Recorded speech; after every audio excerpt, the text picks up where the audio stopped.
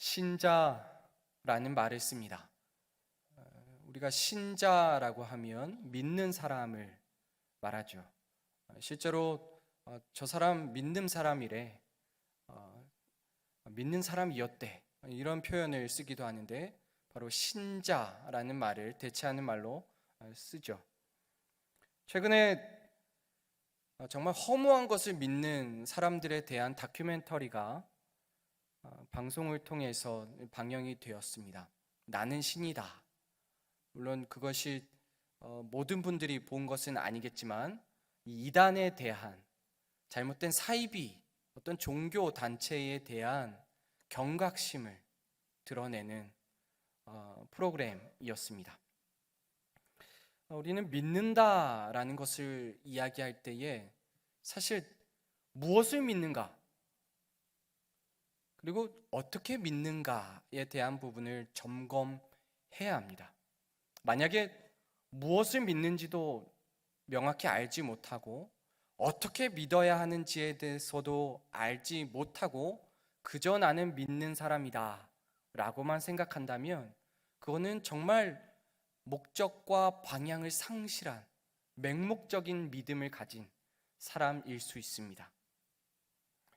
먼저 우리는 인정하고 믿어야 합니다. 어떠한 사실이냐면 우리가 죄인이어서 하나님께 다다르지 못하는 형편없는 상황 중에 있었다라는 그 말입니다.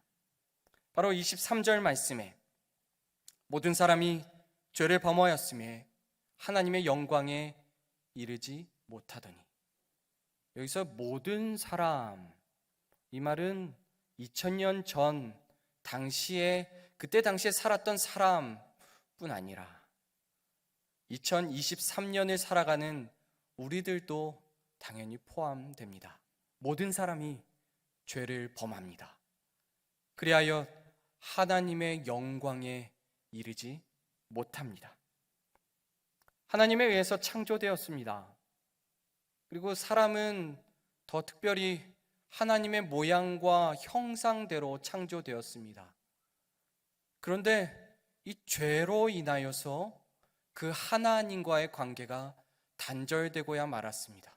하나님께 나아갈 수 있는 방법이 사라져 버렸습니다. 마치 부모에 의해서 자녀가 탄생했는데 그 자녀가 부모를 만나지도 못하고 부모와 함께하지 못하는 그러한 문제 있는 상황, 바로 그 상황이 이 죄인이 된 우리, 그리고 하나님께 다다를 수 없는 우리의 모습, 바로 그 모습인 것입니다. 이것은 매우 심각한 문제입니다. 우리는 먼저 이 사실을 알고 인정해야 합니다. 더 놀라운 것은 우리 하나님은 이 문제를 해결하시기 위하여 너무나도 놀라운 방법으로 우리 이 땅 가운데 하나님의 은혜를 베풀어 주셨다는 것입니다. 그것은 바로 그의 외아들, 독생자 예수 그리스도를 이 땅에 보내셨다는 것입니다. 오늘 읽은 말씀에는 속량이라는 단어로 그것을 표현하고 있습니다. 우리 24절 말씀입니다. 그리스도 예수 안에 있는 속량으로 말미암아 하나님의 은혜로 값없이 의롭다 하심을 얻은 자 되었느니라. 아멘. 우리 24절 말씀에는 의롭다 하심을 얻은 자 된 바로 그 신자 성도에게 사실 공로가 사람에게는 전혀 없다라는 것을 드러냅니다. 24절 말씀 보시면 속량으로 바로 예수님의 속량하심이 이곳에 담겨 있고, 또 하나님의 은혜로, 또 값없이, 또 의롭다 하심을 얻었다라는 표현으로, 이 네 가지의 표현으로 신자가 되었지만, 그러나 그 신자 됨에는 그 사람의 공로는 전혀 없다라는 것을 분명하게 드러냅니다. 우리 특별히 속량이라는 단어는 인질 또는 무언가에게 매여 있는 상태였는데 그것의 값을 치르고 풀려나게 된 상태, 그것을 속량이라고 말합니다. 인질 또는 무언가에 매여 있었는데 그것의 값을 지불하고 자유하게 되게 한 것, 바로 그것이 속량입니다. 바로 우리 주 예수 그리스도를 이 땅에 보내셔서 하나님은 속량하셨습니다. 바로 23절에서 말씀한 그 죄 가운데서 하나님께 다다르지 못하고 하나님께 나아갈 방법이 전혀 없는, 하나님의 영광에 이르지 못하는 그 사람들에게 우리 주 예수 그리스도로 말미암아 속량이 주어졌습니다. 그래서 우리는 이 구원에 있어서 그 어떤 권리도 그 어떤 공로도 주장할 수 없습니다. 우리는 이 하나님의 구원하심에 참으로 감사할 따름이며 참으로 겸손하게 살아갈 존재입니다. 우리는 죄만을 지은 악독한 존재입니다.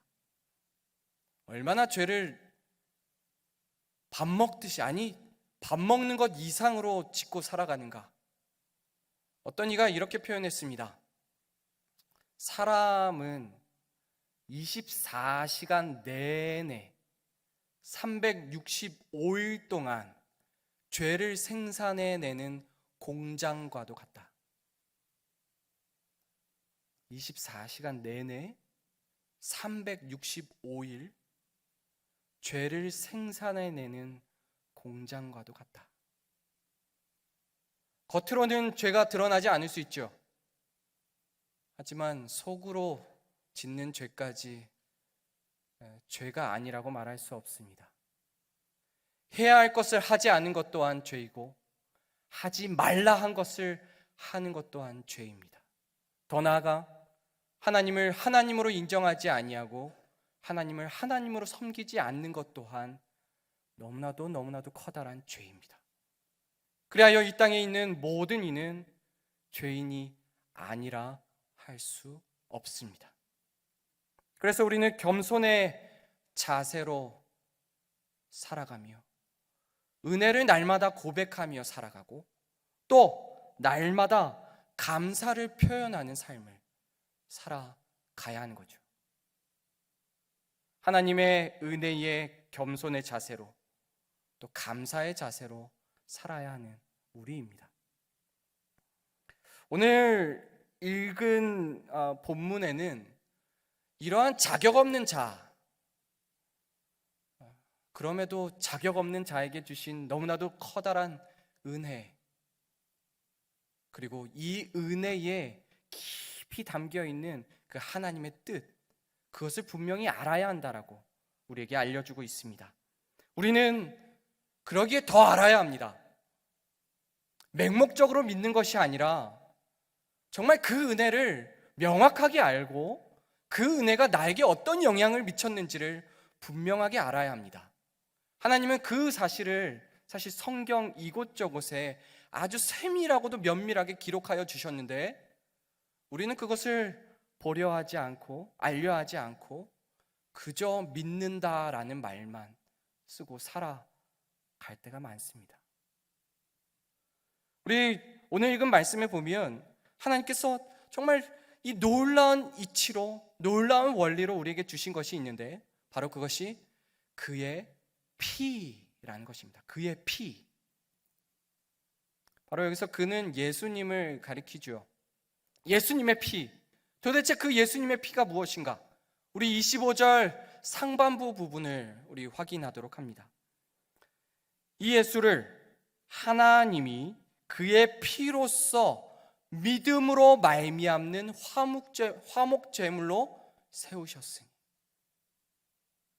우리 여기서 예수님을 그의 피로써 믿음으로 말미암는 이라는 표현을 쓰고 있습니다. 그의 피, 예수님이 흘리신 피. 우리는 여기에서 그의 피와 믿음의 상관관계를 좀 생각하게 됩니다. 말씀을 자세히 보시면 그의 피로써 믿음으로 말미암는다라는 표현이 있는데요, 굉장히 어려운 표현입니다. 왜냐하면 이 피라는 것이 수단이 되기도 하고 사실 대상이 되기도 합니다. 이 믿음, 어떤 믿는다라는 것인데 무엇을 믿는가? 사실 그 피를 믿는 것이기도 합니다. 우리 혹시 책 성경을 가지고 계신 분들은 우리 25장 그의 피라는 부분에 제가 가지고 있는 성경은 숫자 조그맣게 3이라고 써 있는데 그 숫자 3을 밑으로 쭉 내려가서 관주 부분을 보시면 이렇게 나와 있음을 보게 됩니다. 또는 그의 피를 믿음으로 말미암는 화목 제물로 세우셨으니. 무엇을 믿는다고요? 그의 피를 믿는다. 그의 피를 믿는다. 사실 이 말씀을 원어로 보면 두 가지의 의미를 같이 내포하고 있다고 볼 수 있습니다. 그의 피를 믿는다라는 말의 의미와 그의 피로 믿게 된다라는 말이 같이 담겨 있습니다. 결국 우리는 이 어려운 말이지만 이 말을 결론으로 말할 수 있습니다. 바로 그의 피와 믿음에는, 믿는다는 것에는 때려야 뗄 수 없는 상관관계가 있다. 바로 그 피 때문에 믿게 되는 것이고 그 피를 믿는 것입니다. 우리가 왜 예수님의 피에 대해서 알아야 하고 왜 예수님의 피에 대해서 이토록 강조하고 있을까? 우리는 예수님의 피에 대해서 말을 하면 여기까지는, 거의 대부분 여기까지는 생각할 수 있습니다. 예수님의 피는 예수님의 죽으심을 나타내는 표현이다라고요. 분명히 예수님은 십자가에 달려서 피를 쏟으셨습니다. 예수님 십자가 달려서 피를 쏟으셨다라는 표현은 분명히 예수님의 죽음을 말씀하는 것이 맞습니다.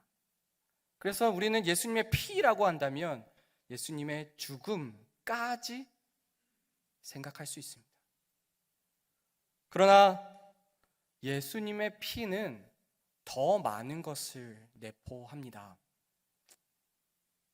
이 피에 대한 의미를 조금 더 명확하게 좀 알아야 되는데요, 우리 사람은 누구나에게 피가 있죠. 피가 없으면 그건 사람으로 살 수가 없습니다. 조금만 베어도 피가 나오고 많이 흘리면 생명이 위독하게 됩니다. 실제로 피가 많이 쏟아져서 죽음에 이르게 된 사람도 많이 있습니다. 이러한 원리는 사실 성경적인 원리고 당연히 하나님의 창조 원리죠.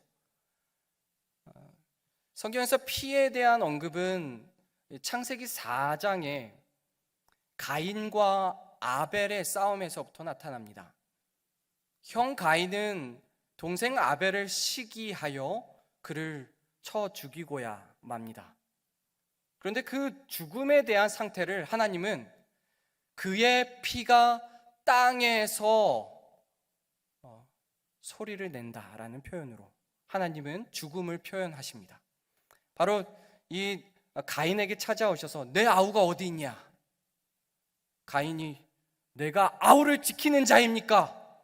이렇게 하나님께 불만의 목소리를 표할 때에 하나님께서는 이미 다 알고 계심을 말씀하시죠. 너의 아우의 피가 땅 속에서 들린다. 바로 그의 죽음을 피가 땅에 쏟아진 것으로, 땅에 흡수된 것으로 표현하고 있는 것입니다. 이러한 모습은 노아 때에 홍수의 심판이 일어난 때에도 동일하게 표현이 됩니다. 우리 창세기 9장 6절을 보시면 다른 사람의 피를 흘리면 그 사람의 피도 흘릴 것이니, 여기서부터 이제 동해보복법의 어떠한 초기적인 형태가 나타나는데요, 사람의 피를 흘린다는 것은 단순히 상처 내는 것뿐 아니라 죽음의 상태까지 포함합니다. 죽이면 그 사람도 죽는다. 이는 하나님이 자기 형상대로 사람을 지으셨음이라. 바로 피를 흘린다라는 표현은 실제로 생명을 앗아간다라는 표현과 같습니다. 이것은 레위기에도 그렇게 표현이 되는데요, 이 생명이 피에 있음이라, 피에 생명이 있음이라 라는 표현으로 이 피와 생명의 관계가 매우 긴밀하다라는 것을 분명하게 가르쳐 줍니다. 이 피와 생명, 이 피와 죽음의 관계는 이 하나님의 백성들이 하나님께 지냈던 이 제사의 원리에도 드러나죠. 우리가 특별히 5대 제사라고 알고 있는 번제, 소제, 화목제, 속건제, 속죄제, 바로 이 5가지의 이 제사 중에서 소제 빼고, 두 번째 소제 빼고 이 4개의 제사 모두가 다 이 피와 관련이 됩니다. 그저 태워 하나님께 보내는 것이 아니라, 하나님께 드리는 것이 아니라 잘라냅니다. 그 제물을 잘라낼 때에 무엇이 날 수밖에 없죠? 피가 날 수밖에 없습니다. 그리고 그 피를 모아서 제단에 뿌립니다. 그저 태워 올려보내는 것이 아니라 제단에 뿌려 그 뿌린 피로 말미암아 하나님과 백성 간의 잘못된 그 관계를 다시 회복시키는 과정이 그곳에 담겨 있는 것입니다. 결국 우리는 하나님의 이 제사 제도를 통하여서도 피 그리고 생명의 관계가 매우 긴밀한 관계임을 알게 됩니다.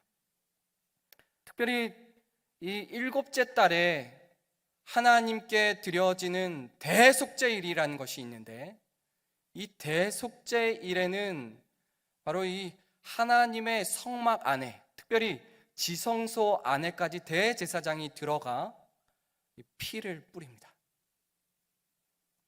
1년에 한 번, 1년에 하루, 그 피를 뿌림으로 말미암아 백성과 하나님의 관계를 다시 정결하게, 다시 회복시키는 것입니다.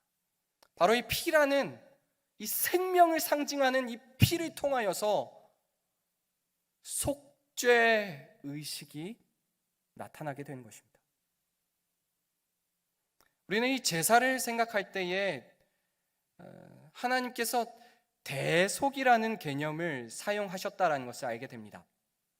원래 제사를 드린다는 것은 죄를 회개하며 하나님께 용서받기 위한 과정입니다.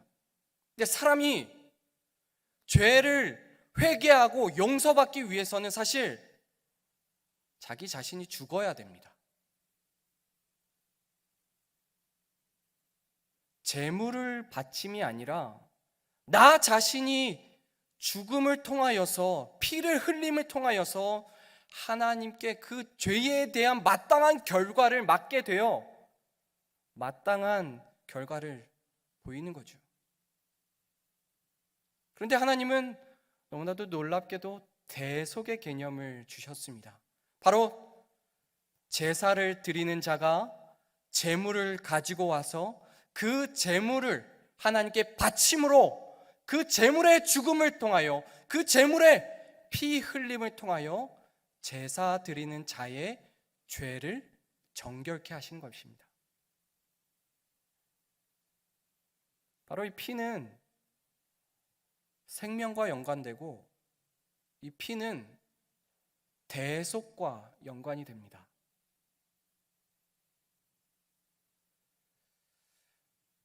우리가 생각해 보면 얼마나 많은 피가 흘려졌을까라는 것을 한번 상상해 볼 수 있습니다. 죄를 지으면 그것을 깨달음과 동시에 하나님 앞에 나아가야 됩니다. 자신의 형편에 따라 또 상황에 따라 제사를 드리는 방법과 방식은 조금씩 달라질 수 있지만, 그럼에도 하나님 앞에 피가 뿌려져야 됩니다. 희생이 되어야 합니다. 그래야 용서받을 수 있습니다.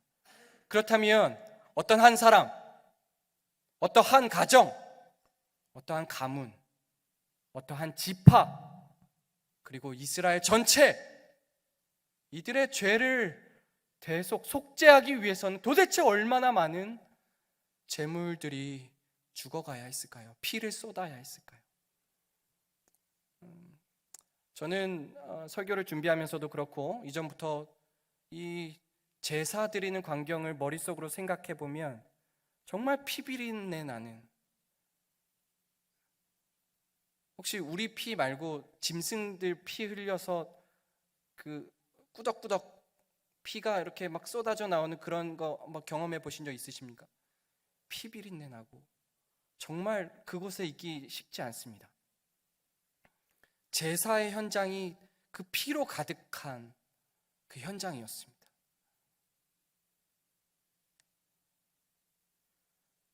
어제 지은 죄 때문에 오늘 제물을 가지고 와 그 피를 쏟습니다. 그런데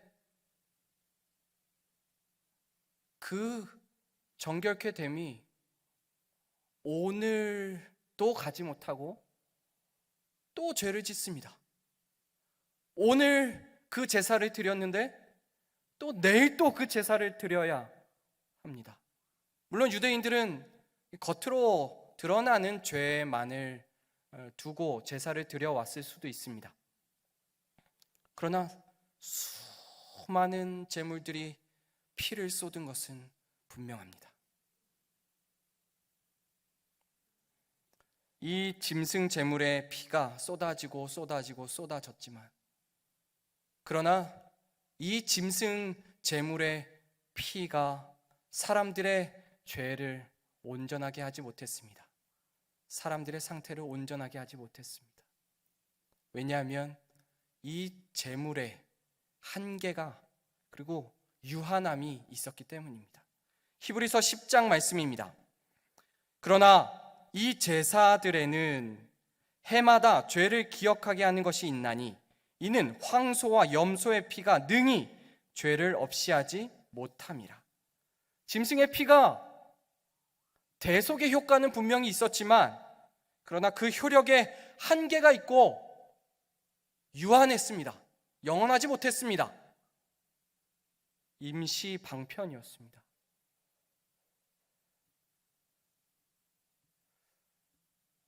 하나님은 이 연약한 백성 가운데 하나님의 놀라운 방법을 다시 한번 주십니다. 바로 그것이 바로 이제는 유한하지 아니하고 무한함이요, 이제는 임시 방편이 아니라 영원한, 이제는 단 그 순간에만 죄가 사해지는 것이 아니라 그의 인생 자체의 죄를 책임질 수 있는 그 피, 바로 그 피가 우리 주 예수 그리스도의 피인 것입니다. 우리 베드로전서 1장 19절 말씀, 오직 흠없고 점없는 어린 양 같은 그리스도의 보배로운 피로 된 것이니라.